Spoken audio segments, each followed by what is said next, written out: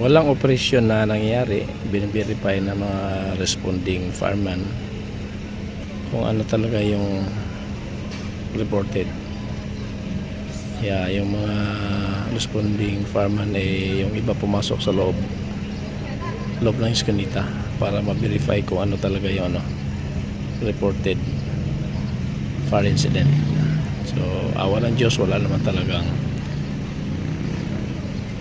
operasyon, kumbaga walang binubugang tubig. Siguro nagapan kaagad. So